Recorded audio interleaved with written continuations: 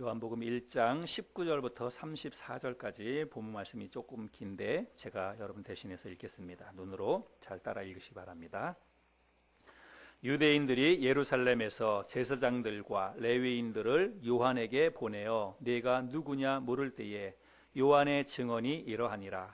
요한이 드러내어 말하고 숨기지 아니하니 드러내어 하는 말이 나는 그리스도가 아니라 한데, 또 묻되 그러면 누구냐 네가 엘리야냐 이르되 나는 아니라. 또 묻되 네가 그 선지자냐 대답하되 아니라. 또 말하되 누구냐 우리를 보낸 이들에게 대답하게 하라. 너는 내게 대하여 무엇이라 하느냐 이르되 나는 선지자 이사야의 말과 같이 주의 길을 곧게 하라고 광야에서 외치는 자의 소리로라 하니라. 그들은 바리새인들이 보낸 자라. 또 물어 이르되 네가 만일 그리스도도 아니요 엘리야도 아니요 그 선지자도 아닐진데 어찌하여 침례를 베푸느냐. 요한이 대답하되 나는 물로 침례를 베풀거니와 너희 가운데 너희가 알지 못하는 한 사람이 섰으니 곧 내 뒤에 오시는 그이라. 나는 그의 신발끈을 풀기도 감당하지 못하겠노라 하더라. 이 일은 요한이 침례 베풀던 곳 요단강 건너편 베다니에서 일어난 일이니라. 이튿날 요한이 예수께서 자기에게 나아오심을 보고 이르되 보라 세상 죄를 지고 가는 하나님의 어린 양이로다. 내가 전에 말하기를 내 뒤에 오는 사람이 있는데 나보다 앞선 것은 그가 나보다 먼저 계심이라 한 것이 이 사람을 가리킴이라. 나도 그를 알지 못하였으나 내가 와서 물로 침례를 베푸는 것은 그를 이스라엘에 나타내려 함이라 하니라. 요한이 또 증언하여 이르되 내가 보매 성령이 비둘기같이 하늘로부터 내려와서 그의 위에 머물렀더라. 나도 그를 알지 못하였으나 나를 보내어 물로 침례를 베풀라 하신 그이가 나에게 말씀하시되 성령이 내려서 누구 위에든지 머무는 것을 보거든 그가 곧 성령으로 침례를 베푸는 이인 줄 알라 하셨기에 내가 보고 그가 하나님의 아들이심을 증언하였노라 하니라. 아멘. 예전에 우리 부모님 세대에는 대부분 결혼을 할 때 중매로 결혼을 했죠. 이 가운데에서도 혹시 중매로 결혼하신 분들이 있으리라고 생각을 합니다. 중매로 결혼을 하는 데 있어서 가장 중요한 것은, 중요한 역할을 하는 사람은 중매쟁이죠.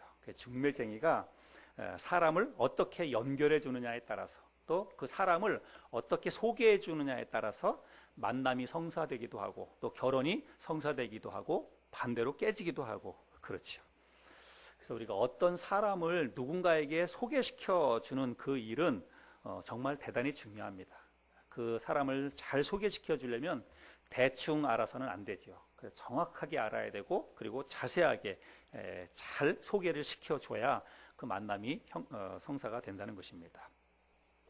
만약에 사람을 잘못 알고 잘못 소개시켜주면 서로 간에 오해가 생길 수 있어요. 그리고 그것으로 인해서 문제가 생기면 당사자들에게는 큰 문제이고 자기 자신도 그 일로 인해서 난처한 그런 지경에 처할 수가 있다는 것입니다. 그래서 중매와 관계에서는 잘하면 술이 석잔, 못하면 뺨이 석대, 그런 말이 있죠. 그래서 오늘날에는 이제 그런 일들을 제대로 전문적으로 하기 위해서 결혼 정보 회사 이런 것들이 있어서 중매 역할을 하기도 하고 그렇습니다. 제가 지난번에 요한복음 말씀 전하면서 사도 요한이 예수님을 뭐라고 소개했냐면 빛으로, 예수님을 빛으로 오신 분이다 이렇게 예수님을 소개를 했습니다. 그러면서 빛으로 오신 예수님을 증거하기 위해서 하나님께서 한 사람을 예수님보다 먼저 보냈다고 그렇게 이야기를 하죠. 그 사람이 바로 침례 요한이지요. 그래서 오늘 우리가 읽었던 이 본문 말씀에 보면 빛으로 오신 그 예수님을 증거하기 위해서 왔던 침례 요한이 예수님을 뭐라고 소개하냐면 예수님을 성령으로 침례를 베푸시는 이다 이렇게 소개를 하고 있습니다. 그래서 여러분 성령으로 침례를 베푼다는 말이 도대체 무슨 뜻일까? 그리고 성령으로 침례를 베푼다고 하는 성령으로 침례를 베푸시는 사람이라고 하면 그런 사람이 도대체 어떤 분이라고 하는 것일까? 우리가 이 본 말씀을 통해서 오늘 그런 것들을 좀 함께 나눠보려고 합니다.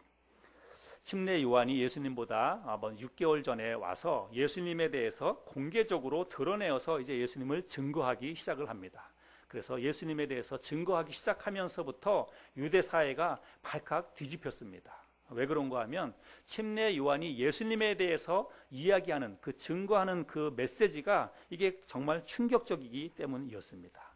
우리 지난주에 살펴본 말씀 가운데 있었는데 여러분 1장 15절부터 18절까지에 있는 말씀 함께 좀 보겠습니다. 요한복음 1장 15절부터 18절까지의 말씀에 보면 요한이 그에 대하여 증언하여 외쳐 이르되 내가 전에 말하기를 내 뒤에 오시는 이가 나보다 앞선 것은 나보다 먼저 계심이라 한 것이 이 사람을 가리킴이라 하니라.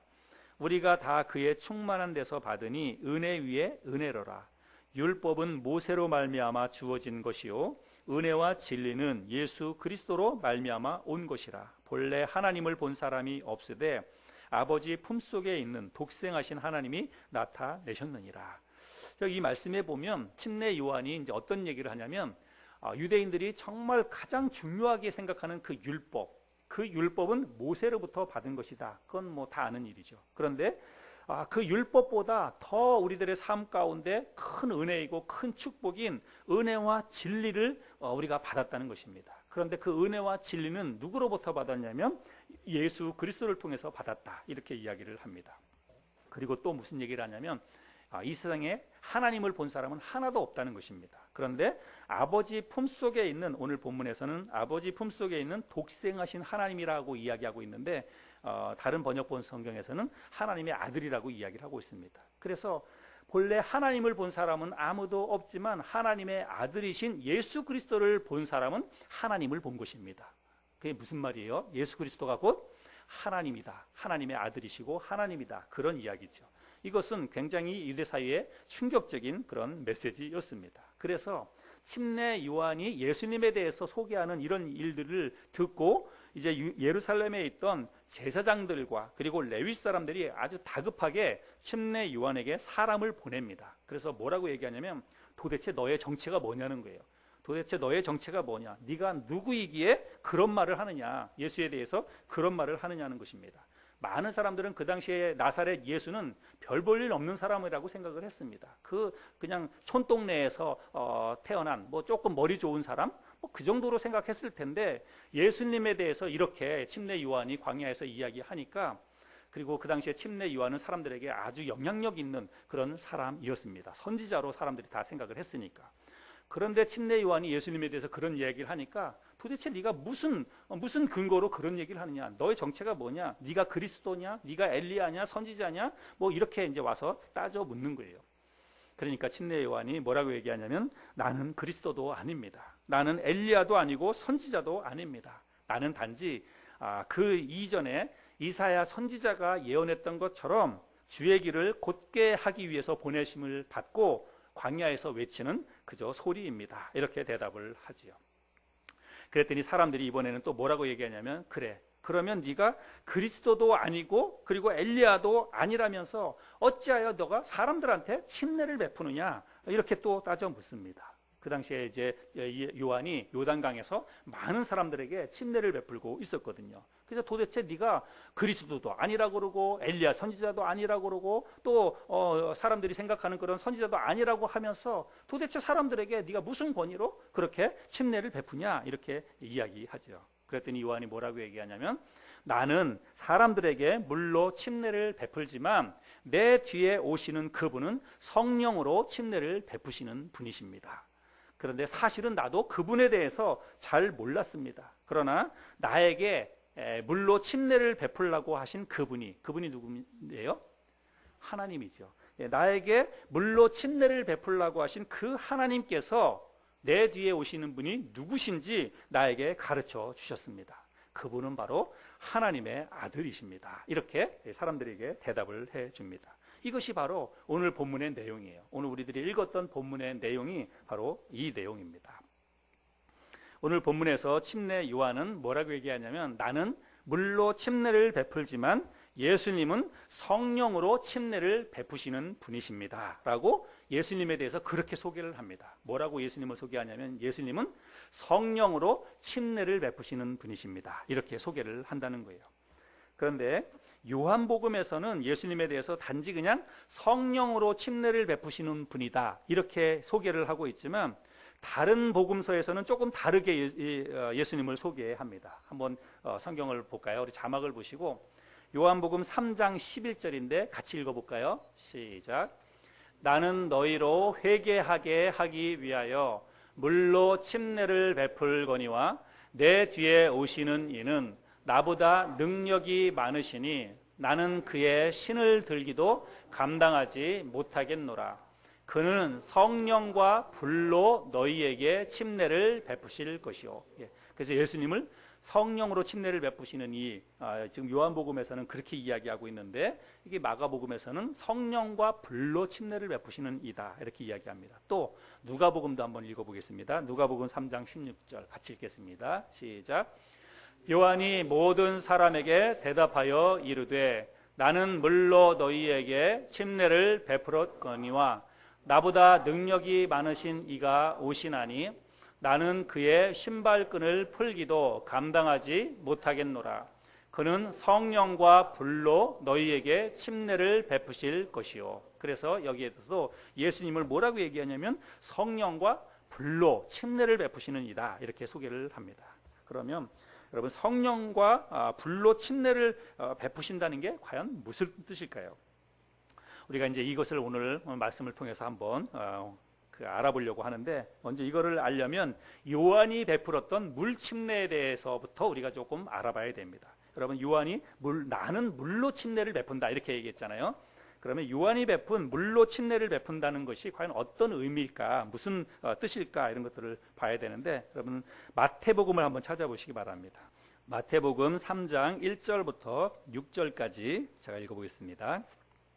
그때에 침례 요한이 이르러 유대 광야에서 전파하여 말하되 회개하라 천국이 가까이 왔느니라 하였으니, 그는 선지자 이사야를 통하여 말씀하신 자라 일렀으되 광야에 외치는 자의 소리가 있어 이르되 너희는 주의 길을 준비하라 그가 오실 길을 곧게 하라 하였느니라. 이 요한은 낙타털 옷을 입고 허리에 가죽띠를 띠고 음식은 메뚜기와 석청이었더라. 이때에 예루살렘과 온 유대와 요단강 사방에서 다 그에게 나와, 그 다음을 잘 보세요, 자기들의 죄를 자복하고 요단강에서 그에게 침례를 받더니. 그러니까 요한에게 와서 물로 침례를 받을 때 그 사람들이 무엇을 위해서 와서 침례를 받냐면 자기들의 죄를 해결하기 위해서, 자기들의 죄를 자복하고 와서 침례를 받았다 이렇게 이야기하고 있죠.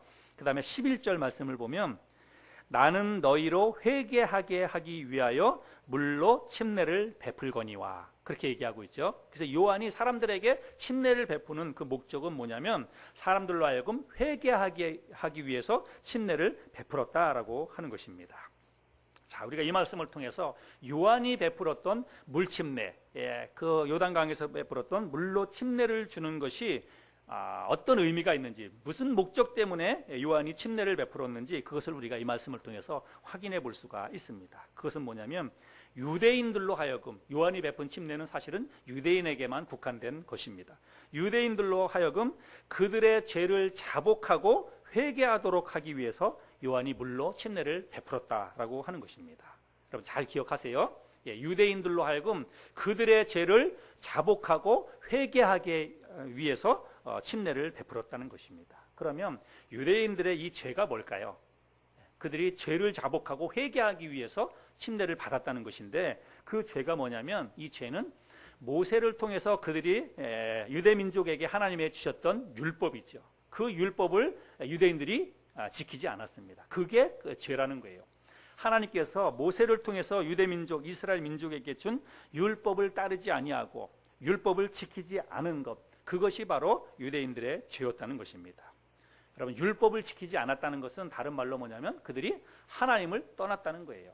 그래서 결국은 율법을 버리고 말씀을 지키지 아니하고 하나님을 떠난 그 죄가 유대인들에게 있었는데, 그 죄를 이제 깨닫고 회개하고 이제부터는 우리가 정말 하나님 앞에 다시 돌아가겠습니다라고 하는 그런 마음의 결단을 가지고 요한 앞에 나와서 침례를 받는 것입니다. 그게 바로 요한이 베풀었던 침례의 목적이라는 거예요. 그래서 이 물침례의 효력이라고 하는 것은 뭐냐면 유대인들에게 하나님을 떠난 죄를 회개하고 다시 하나님께로 그들의 몸과 그들의 마음이 돌아서게 하는 것, 이것이 바로 요한이 베풀었던 물침례의 효력이라는 것입니다. 침례 요한은 사실은 그 일을 하기 위해서 하나님의 보내심을 받고 이 땅에 온 사람이라고 보면 되겠습니다.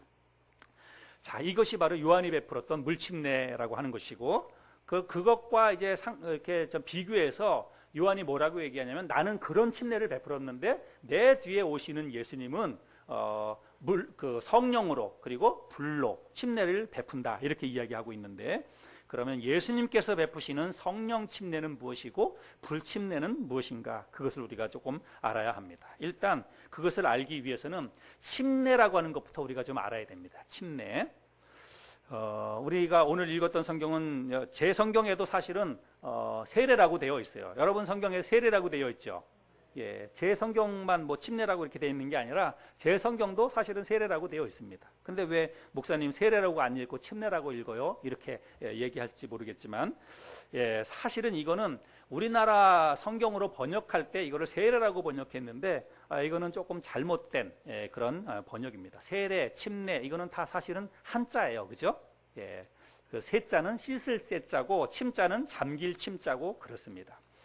그래서 원래 번역대로, 원래 원어의 정확한 그런 번역은 사실은 한자로 침례라고 번역을 해야 맞습니다. 왜 그런가 하면 이 원래 단어, 여기 지금 기록되어져 있는 세례 혹은 침례라고 우리나라 성경에 번역되어져 있는 이 단어의 원래 뜻은 밥티조라고 하는 단어입니다. 앞에 자막을 보면 이게 이제 헬라 말로 밥티조라고 하는 헬라 언어예요. 신약 성경은 헬라 말로 기록이 되어 있는데, 이 밥티조라고 하는 말에서 오늘날 영어로 그 베프티스트, 우리 침례교도를 베프티스트라고 그렇게 이야기하죠. 그리고 침례라고 하는 건 베프티즘, 영어를 그대로 가져온 것입니다. 헬라어에서. 그런데 이 밥티조 혹은 밥티스마, 이 말은 원래는 1차적인 그런 뜻은 뭐냐면 온 몸이 물에 잠기는 것을 이야기합니다. 여러분 영어 사전도 여러분들이 한번 나중에 찾아보시면 확인할 수 있습니다. 물에 잠그다 혹은 온 몸이 물에 잠기다, 이런 뜻을 가지고 있어요. 그리고 이거는 그냥 단지 이렇게 그냥 번역만, 단어를 번역만 그렇게 물에 잠기는 것으로 그렇게 하는 게 아니라 성경에서 이 단어가 쓰인 것들을 찾아보면 실제적으로 그렇게 사용하고 있다라고 하는 것들을 우리가 알 수가 있습니다. 오늘날 대부분의 교회에서는 세례라고 하는 것을 하지요. 세례라고 하는 것은 이제 씻을 세자인데 사실은 씻는 것도 아닙니다. 그냥 뿌리는, 어떻게 보면 이제 관수례, 뭐 적수례, 이게 오히려 더 맞는 거예요. 그래서 머리에 성부와 성자와 성령의 이름으로 머리에 물 3번 적시는 거, 그리고 뭐 얼굴에 이렇게 뿌리기도 하고 그러는 것인데, 성경에서 이 단어가 쓰인 용례들을 찾아보면 오늘날 교회에서, 대부분 교회에서 하고 있는 머리에 3번 물을 묻힌다든지 뭐 얼굴에 물을 3번 뿌린다든지 그런 용례로 사용된 경우는 단 한 건도 성경에 기록되어져 있지 않습니다. 그래서 온 몸이 다 물에 잠기는 그런 것들로 성경에서는 이 단어가 쓰이고 있다라고 하는 것을 알 수 있습니다. 제가 하는 말이 아니라 성경을 한번 확인해 보겠습니다. 자, 요한복음 3장 23절인데 자막을 보실까요? 이 말씀에 보면 요한도 살렘은 예루살렘입니다. 살렘 가까운 에논에서 침례를 베푸니 거기 그 다음에 뭐예요? 물이 많음이라. 그러므로 사람들이 와서 침례를 받더라. 예. 그래서 요한이 살렘 가까운 에논에서 사람들에게 침례를 베푸는데 사람들이 글리 몰려온다는 거예요. 근데 왜 글리 몰려오냐면 거기 물이 많았기 때문에, 다른 이유는 없습니다. 물이 많았기 때문에. 그래서 여러분, 그냥 물이 많다는 저 이유를 가지고 우리가 충분히 상식적으로 생각해 볼 수 있는 거예요. 오늘날 교회에서 하고 있는 것과 같이 이렇게 머리에 물을 3번 적신다든지 이런 거는 그야말로 접시물만 있어도 할 수 있는 것입니다. 오늘날 교회에서 하는 것처럼 그렇게 할 수 있습니다. 그러나 사람들이 굳이 저렇게 물 많은 곳으로 몰려왔다는 것은 온몸이 다 물에 들어가야 되기 때문에 그랬다는 것입니다. 자, 그 다음에 보면 이제 확실하게 알 수가 있습니다. 사도행전 8장 35절부터 보면 빌립이 입을 열어 이 글에서 시작하여 예수를 가르쳐 복음을 전하니 길 가다가 물 있는 곳에 이르러 그 내시가 말하되 보라 물이 있으니 내가 침례를 받음에 무슨 거리낌이 있느냐.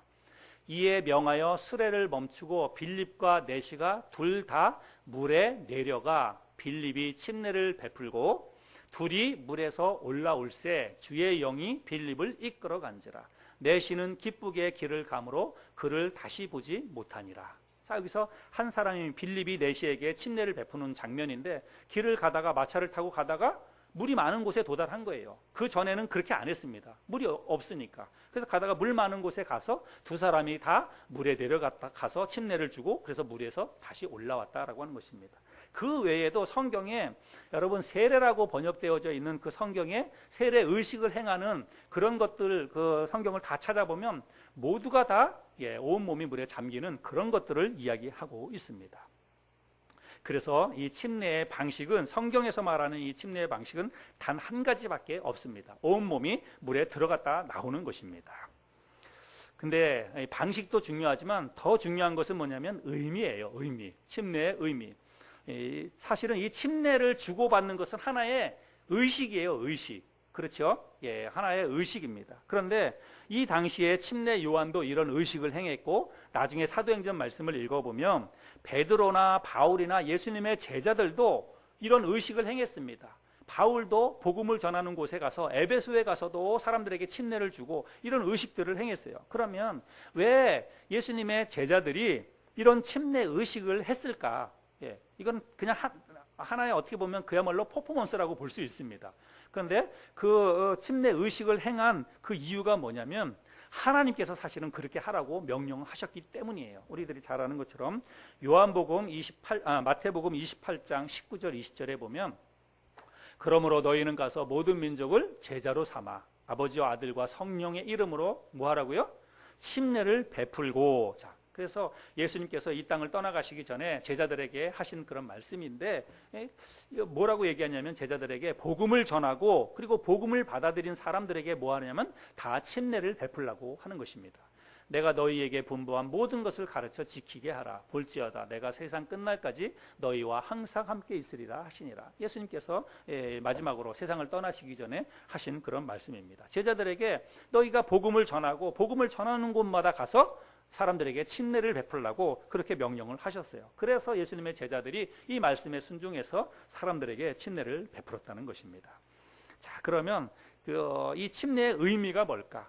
침례라고 하는 이 의식이 갖는 그 의미가 뭘까? 이게 참 중요하고 우리가 그 의미를 정확히 잘 알아야 합니다. 그것에 대해서는 여러분 로마서에 기록되어져 있는데 또 한번 좀 찾아보도록 하겠습니다. 로마서 6장, 제가 가지고 있는 성경은 신약성경 246쪽인데요. 로마서 6장 먼저 3절 4절을 보겠습니다. 무릇 그리스도 예수와 합하여 침례를 받은 우리는 그의 죽으심과 합하여 침례를 받은 줄을 알지 못하느냐. 그러므로 우리가 그의 죽으심과 합하여 침례를 받음으로 그와 함께 장사되었나니, 이는 아버지의 영광으로 말미암아 그리스도를 죽은 자 가운데서 살리심과 같이 우리로 또한 새 생명 가운데서 행하게 하려 함이라. 여기 말씀해 보면 예수 그리스도와 함께 장사 지내고, 그리고 예수 그리스도와 함께 새로운 몸으로 다시 살아났다, 이렇게 이야기하고 있는데, 여러분 침례가 갖는 그 의미가 그거라는 거예요. 침례의 의미는 뭐냐면, 우리가 예수 그리스도와 함께 연합해서 예수 그리스도와 함께 내가 죽고, 그리고 예수 그리스도께서 다시 살아나신 것처럼 우리가 새로운 몸으로 다시 살아났다. 그 의미를 표현하는, 그 의미가 담겨져 있는 그 의식이 바로 침례라고 하는 것입니다. 그래서 여러분 잘 생각해 보세요. 침례의 아까 방식을 얘기했는데, 침례의 방식은 온 몸이 물에, 머리끝부터 발끝까지 온 몸이 물에 완전히 들어가는 것입니다. 완전히 물에 들어갔다가 다시 나오는 거예요. 그래서 온 몸이 물에 완전히 들어가는 것은 곧 죽음을 의미하는 것입니다. 그리고 물에서 다시 일어났을 때 그거는 다시 살아나는 것을 보여주는 거예요. 그런데 여러분 방식적인 면에 있어서 머리에 물을 3번 묻힌다든지 아니면 3번 뿌린다든지, 여러분 그게 죽는 거하고 다시 살아나는 것을 어떻게 그런 방식으로 표현해낼 수가 있겠습니까? 그래서 침례의 방식이 이것도 참 중요하다라고 하는 것입니다. 왜냐하면 의미를 표현하는 수단이기 때문에 그래요. 죽음과 다시 살아나는 그 의미를 표현하는 수단이 방식이 그것이기 때문에 우리는 그 방식도 양보할 수가 없습니다. 좀 번거롭기도 하고, 또 사람들이 그렇게 하는 것을 귀찮아하기도 하고, 그렇지만 여러분 죽고 사는 것을 표현해내는 방식이기 때문에 그 방법을 고수할 수밖에 없다고 하는 것입니다. 자, 그 다음에 계속해서 또 읽어보면 5절부터 11절까지 만일 우리가 그의 죽으심과 같은 모양으로 연합한 자가 되었으면 또한 그의 부활과 같은 모양으로 연합한 자도 되리라. 우리가 알거니와 우리의 옛사람이 예수와 함께 십자가에 못 박힌 것은 죄의 몸이 죽어 다시는 우리가 죄에게 종노릇하지 아니하려 함이니 이는 죽은 자가 죄에서 벗어나 의롭다 하심을 얻었음이라. 만일 우리가 그리스도와 함께 죽었으면 또한 그와 함께 살 줄을 믿노니 이는 그리스도께서 죽은 자 가운데서 살아나셨음에 다시 죽지 아니하시고 사망이 다시 그를 주장하지 못할 줄을 알미로라. 그가 죽으심은 죄에 대하여 단번에 죽으심이요 그가 살아계심은 하나님께 대하여 살아계심이니 이와 같이 너희도 너희 자신을 죄에 대하여는 죽은 자요 그리스도 예수 안에서는 하나님께 대하여는 살아있는 자로 여길지어다. 그래서 예수 그리스도께서 십자가에 달려서 죽으셨지만 그걸로 끝난 것이 아니라 죽은 자 가운데서 다시 살아나신 것처럼 너희도 사실은 너희 죄 가운데서 죽게 될 것이다. 그러나 그것으로 너희 삶이 끝나는 것이 아니라 너희가 새 생명 가운데서 다시 살아나게 될 것이다. 그것을 잊지 말고 기억하라고 주신 그 의식이 침례라고 하는 것입니다. 그래서 우리가 내가 침례를 받으면서 우리의 마음속에 뭘 생각해야 되는 거냐면, 뭘 기억해야 되는 거냐면, 나는 나의 과거의 삶, 나의 옛 자아, 혹은 예수 믿기 전에 죄인 된 삶, 이 모든 것이 내가 물에 들어가는 순간에 나는 이제 죽었다. 그리고 물에서 떠오르는 다시 일으킴을 받는 그 순간에 나는 이제 그리스도 안에서 새 생명을 가지고 새로운 삶으로 내가 다시 살아났다. 이런 것들을 우리의 마음속에 다짐하고 그 의미를 마음속에 기억하는 것입니다. 그래서 우리가 교회에서 침례식을 행할 때 다른 사람이 침례 받는 그 모습을 보면서도 우리가 그것을 기억해야 된다는 거예요. 교회에서 침례 의식을 행하면서 우리는 모두가 다 그리스도 안에서 내가 죽고 그리고 새로운 삶으로 다시 살아난 사람이다 라고 하는 것들을 다시 떠올리고 기억한다는 것입니다. 오늘날 우리들이 받는 침례도 바로 이런 의미가 있다는 것이죠. 자, 그러면 다시 우리가 이제 좀 본론으로 돌아가서 예수님을 성령과 불로 침례를 베푸시는 이라고 소개하고 있는데 이것이 과연 무슨 말일까? 그것을 우리가 생각해 봐야 됩니다. 이 성령으로 침례받는 것, 성령 침례와 관련해서는 예수님이 하신 말씀을 보면 우리가 이제 그 해답을 조금씩 찾아갈 수가 있습니다. 예수님이 하신 말씀이 있는데요. 여러분 사도행전 1장을 한번 펴보시기 바랍니다. 사도행전 1장 1절부터 5절까지 데오빌로여, 내가 먼저 쓴 글에는 무릇 예수께서 행하시며 가르치시기를 시작하심부터 그가 택하신 사도들에게 성령으로 명하시고 승천하신 날까지의 일을 기록하였노라. 그가 고난받으신 후에 또한 그들에게 확실한 많은 증거로 친히 살아계심을 나타내사 40일 동안 그들에게 보이시며 하나님 나라의 일을 말씀하시니라. 사도와 함께 모이사 그들에게 분부하여 이르시되, 자, 그러니까 이 말씀의 4절에 보면 사도와 함께 예수님이 모여 있었고 그들에게 분부하여 이르시되 그랬으니까 그 다음서부터는 예수님이 하신 말씀이지요. 그렇죠? 원래대로 하면 이제 여기 따옴표가 있어야 되는 것입니다. 예수님이 뭐라고 말씀하셨냐면 예루살렘을 떠나지 말고 내게서 들은 바 아버지께서 약속하신 것을 기다리라. 요한은 물로 침례를 베풀었으나 너희는 몇 날이 못되어 성령으로 침례를 받으리라 하셨느니라. 받으리라, 이제 이렇게 이야기를 했다는 것입니다. 자, 그래서 예수님께서 하신 그 말씀은 뭐냐면 너희가 몇 날이 못되면 성령으로 침례를 받게 될 것이다. 예수님이 그런 말씀을 하셨다는 것입니다. 그리고 그 앞에 말씀해 보면 내게 들은 바 아버지께서 약속하신 것을 기다리라. 제자들에게 그렇게 말씀하셨습니다. 여러분, 예수님께서 제자들을 향해서 아버지 성부 하나님에게 약속한 것이 있습니다. 그것이 뭐냐면 요한복음 14장에 기록되어져 있는데, 여러분 이거 이제 자막을 보시기 바랍니다. 요한복음 14장 16절 17절에 보면 내가 아버지께 구하겠으니 그가 또 다른 보혜사를 너희에게 주사 영원토록 너희와 함께 있게 하리니 그는 진리의 영이라. 세상은 능히 그를 받지 못하나니 이는 그를 보지도 못하고 알지도 못함이라. 그러나 너희는 그를 아나니 그는 너희와 함께 거하시며 또 너희 속에 계시겠습니다.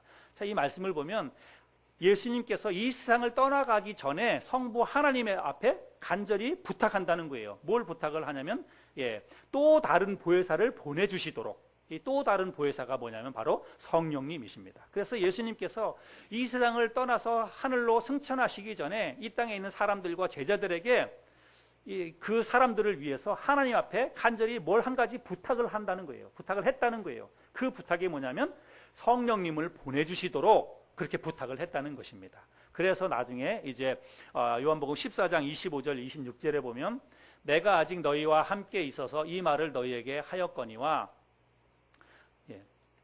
보혜사 곧 아버지께서 내 이름으로 보내실 성령 그가 너희에게 모든 것을 가르치고 내가 너희에게 말한 모든 것을 생각나게 하리라. 그래서 이제 나중에 그 예수님이 부탁하신 것처럼 하나님께서 성령을 보내주시는데 예수 그리스도의 이름으로 성령을 보내주신다는 것입니다. 그래서 그 성령이 오시면 우리 이 땅에 있는 사람들에게 예수 믿는 사람들에게 모든 것을 가르쳐주고 생각나게 해주실 것이다. 그렇게 이야기를 하고 있습니다. 자, 그래서 예수님께서 이 말을 이제 정리를 하면 예수님께서 이 땅을 떠나가시기 전에 제자들을 위해서 성령을 보내주시도록 하나님 앞에 부탁을 했다는 것입니다. 그리고 나중에 이제 그 성령님이 오시는 거예요. 우리들이 잘 아는 것처럼 그 성령이 언제 오시냐면 사도행전 2장에 보면 오순절 때가 되어서 성령이 오시는 것을 우리가 볼 수 있습니다. 예수님의 제자들이 예수님이 승천하시고 난 다음에 마가의 다락방에 모두 함께 모여 있을 때에 그때 성령님이 실제적으로 가시적으로 성령님이 제자들에게 오시는 것을 볼 수 있습니다. 성령이 오신 것은 그거는 예수님이 부탁한 일이에요. 예수님이 그렇게 해주시겠다고 약속하신 그 일인데 이제 성령이 오시죠. 자, 그 장면도 한번 성경을 한번 보겠습니다. 사도행전 2장 1절부터 4절까지인데 자막을 보시면 오순절 날이 이미 이름에 그들이 다 같이 한 곳에 모였더니 호련히 하늘로부터 급하고 강한 바람 같은 소리가 있어 그들이 앉은 온 집에 가득하며 마치 불의 혀처럼 갈라지는 것들이 그들에게 보여 각 사람 위에 하나씩 임하여 있더니 각자 한 사람 한 사람에게 저런 게 이제 임했다는 것입니다.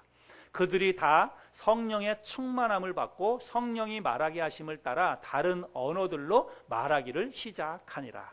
그래서 예수님이 부탁하셨던 성령이 오순절날 예수님의 제자들이 마가의 다락방에 모여서 기도하고 있을 때에 그들에게 급하고 강한 바람 같은 것들이 휙 몰아치면서 임했는데 각 사람의 머리 위에 불의 혀처럼 갈라지는 것들이 하나씩 다 있었다고 하는 것입니다. 그게 바로 성령님이었어요. 성령님이 가시적으로 그 당시에 처음으로 사람들에게 임할 때에는 사람들이 눈으로 볼 수 있는 형태로 성령님이 임했다는 것입니다. 그래서 한 사람 한 사람에게 성령이 임한 것들을 우리가 이 말씀을 통해서 확인해 볼 수가 있습니다.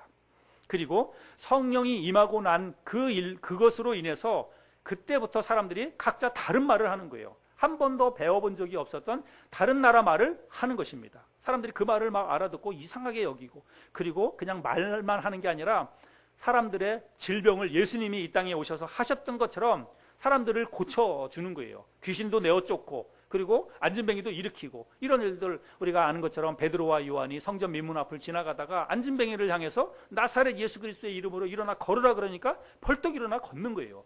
이런 것들이 다 그들이 성령을 받고 난 이후에 성령이 임하고 난 이후에 그들에게 이런 일들이 일어났다는 것입니다. 자, 그런데 우리가 이들이 성령 받은 다음에 이런 엄청난 일들을 행하게 됐는데 그 전에 이 예수님의 제자들이나 이 당시에 이 유대 사회에 있던 이 사람들은 요한으로부터 사실은 물침례를 이미 다 받았다라고 하는 것들을 우리가 알 수 있습니다. 사도행전 말씀들을 읽어보면 우리가 그런 것들을 충분히 알 수가 있어요. 누가복음 3장 1장 38절에 보면 백성이 다 침례를 받을세 이렇게 이야기하고 있습니다. 그래서 심지어는 제자들뿐만이 아니라 이제 바리새인이나 서기관들이 요한에게 침례 받으려고 오잖아요. 그러니까 요한이 그 사람들을 향해서 뭐라고 얘기하냐면 이 독사의 자식들아 얘기하면서 너희가 나한테 침례 받으려고 오기 전에 먼저 회개에 합당한 열매를 맺고 와야 된다 이렇게 이야기를 합니다. 여러분 세리와 바리새인들 이 사람들까지도 요한에게 침례를 받으려고 왔다면 그 당시에 예수님의 제자들은 이미 다 침례를 받았습니다. 그리고 예수님도 침례를 베풀었고 예수님의 제자들도 침례를 베풀었고 이런 것들을 우리가 성경을 통해서 확인해 볼 수 있습니다. 그런데 실제적으로 그들이 물 침례는 받았다 하더라도 그들의 삶 가운데에서는 물침례를 받고 났을 때 그들의 삶에 어떤 가시적인 변화라든지 아니면 뭐 엄청난 능력을 행한다든지 그런 일들은 없었어요. 근데 그런 일들이 일어나게 된 것은 그들이 성령을 받고 난 다음부터 그런 일들을 행하게 됐다는 것입니다. 자, 그래서 우리가 이제 이것을 구분해 볼 수 있어야 됩니다. 물침례는 그들이 비록 받았지만 물침례를 받고 난 이후에 그들의 삶에는 사실은 영적으로 그런 큰 변화라든지 뭐 능력을 행한다든지 이런 일들은 아직 없었습니다. 그런 일들이 일어난 것은 그들이 성령을 받은 다음부터 그런 일들이 일어났다는 것입니다. 제가 앞에서 요한이 베푼 물침례가 제가 무슨 뜻이라고 무슨 의미라고 제가 말씀을 드렸습니까? 유대인들이 자기들의 죄를 회개하고 이제 몸과 마음이 하나님께로 향해서 돌아서는 것, 그 의미가 바로 요한이 베푼 물침례라고 하는 것입니다. 여기에 비해서 성령의 침례라고 하는 것은 뭐냐면 성령이 임하는 거예요. 성령이 그들의 삶 가운데 임하는 것입니다. 그걸 우리가 성령의 내주 뭐 이렇게 표현하는데 성령이 그들 속에 들어왔다는 것입니다. 그것은 이제 다른 말로 성령 침례라고 표현을 하는 것인데 그들 안에 성령이 내주하심으로 인해서 이제는 하나님 안에서 완전히 변화된 삶을 살고 그리고 엄청나게 능력을 행하는 삶을 살게 되는 것, 그것이 바로 뭐냐면 성령으로 침례를 받는다는 그런 의미입니다. 이거를 제가 조금 물 침례와 성령 침례를 제가 비교해서 조금 설명을 좀 쉽게 드려보자면 뭐 적확한지는 모르겠지만 여러분 우리가 한번 어떤 죄 지은 사람이 있다 한번 생각해 볼까요? 어떤 사람이 죄를 지었어요. 근데 이 사람이 자기의 죄를 깨달았습니다. 그래서 이제 뭐라고 다짐하냐면 내가 이제부터는 정말 바르게 살아야지. 이제부터는 내가 죄 짓지 말고 깨끗하게 살아야지. 이렇게 결심하고 다짐을 했다고 한번 생각해 볼까요? 근데 딱 거기까지예요. 자기의 다짐으로만 만약에 끝났다고 한다면 여러분 그 누구도 그 사람의 죄가 없어졌다, 그 사람의 죄가 해결됐다라고 인정해 줄 수가 없습니다. 그 사람의 그냥 다짐이니까. 그렇죠? 그 다짐과 결심은 언제 달라질지도 몰라요. 그리고 본인 스스로도 아마 자기의 죄가 다 해결되었다라고 확신하기는 어려울 겁니다. 제 말이 맞아요? 틀려요? 잘 모르겠어요? 예, 다시 설명 그러면. 어떤 사람이 죄를 지었어요. 실제적인 죄를 지었습니다. 그런데 그 죄를 짓고 나서 사람이 뭐라고 생각하냐면 이제 깨달은 거예요. 내가 죄를 지었구나. 내가 이제부터는 죄 짓지 말고 살아야지. 바르게 살아야지. 그렇게 다짐하고 결심을 했어요. 근데 그렇게 다짐하고 결심을 한 그것으로만 딱 끝났다면 다른 사람들이 그 사람의 죄를 다 아는데 그 사람의 죄가 해결됐다라고 사람들이 인정해 주겠느냐는 거예요. 안 그렇죠? 그 사람의 결심일 뿐이에요. 그리고 본인 스스로도 그렇게 결심했지만 진짜 내 죄 문제가 해결됐다. 나는 이제 죄가 완전히 죄로부터 자유함을 얻었다. 그렇게 본인이 확신할 수 있겠느냐? 그렇지 못하다는 거예요. 아시겠죠? 그것과 비교해가지고 예를 들어서 이 사람이 내가 이제 바르게 살아야지, 내가 정말 이제 죄 짓지 말고 깨끗하게 살아야지, 그렇게 결심을 한 것에서 한 발짝 더 들어가서 법정에서 이 사람의 죄에 대해서 무죄를 선언해 주는 거예요. 당신의 죄가 무죄입니다. 그리고 이제부터는 이제 그 어떤 죄에 대한 그 시효가 끝났다라고 법정에서 그 사람에게 대해서 선언을 해준다면, 그러면 여러분 다른 사람들이 이 사람의 죄에 대해서 이 사람의 죄가 없어졌다고 인정할 수 있나요, 없나요? 인정할 수 있지요. 자기 자신도 이제 법정에서부터 완전히 자유한 몸이라고 선언을 받았다면 이제는 자유함을 실제로 누릴 수 있다는 것입니다. 여러분 이게 바로 성령의 침례라고 생각하시면 돼요. 물침례하고 성령 침례를 여러분이 그렇게 구분하시면 되겠습니다. 아시겠어요? 네. 자, 그러면 예수님이 성령으로 침례를 베푸시는 이라고 이렇게 말하고 있는데, 이 말은 뭐냐면 이제 우리로 하여금 완전한 죄 용서를 통해서 우리에게 참 자유를 주시고 그리스도 안에서 이제 완전히 변화된 삶을 살게 하시는, 그리고 능력 있는 그런 삶을 살게 해주시는 분이 바로 예수 그리스도라고 하는 것입니다. 예수님께서 이 땅에 오셔서 하신 일이 바로 그거라는 거예요. 우리로 하여금 이제 완전한 죄 용서, 죄가 완전히 깨끗이 해결됐고, 그리고 이제부터는 그리스도 안에서 정말 변화된 삶, 그리고 능력 있는 삶을 살 수 있도록 해주신 일, 그것이 바로 예수님께서 이 땅에 오셔서 하신 일이라고 하는 것입니다. 그래서 오늘 본문 말씀의 34절에 보면 침례 요한이 이걸 깨달았어요. 침례 요한은 예수님이 그런 분이라고 하는 사실을 하나님으로부터 들었습니다. 그래서 뭐라고 침례 요한이 이야기를 하냐면, 자기가 알고 난 다음에 예수님에 대해서 뭐라고 얘기하냐면, 내가 보고 그가 하나님의 아들이심을 증언하였노라. 그래서 침례 요한은 이 모든 사실을 깨닫고 나서 나는 비록 물로 침례를 베풀지만 내 뒤에 오시는 분은 성령으로 침례를 베푸시는 분이십니다. 그리고 그 성령으로 침례를 베푸시는 그분은 다름 아니라 바로 하나님의 아들이십니다. 이렇게 증언을 했다는 것입니다. 자, 그래서 제가 방금 여러분에게 성령으로 침례를 베푼다라고 하는 게 무엇인지를 제가 여러분들에게 설명을 드렸습니다. 그러면 간단하게 불로 침례를 베푼다는 건 또 뭐냐? 우리가 아까 예수님을 성령과 불로 침례를 베푸시는 분이라고 그랬잖아요.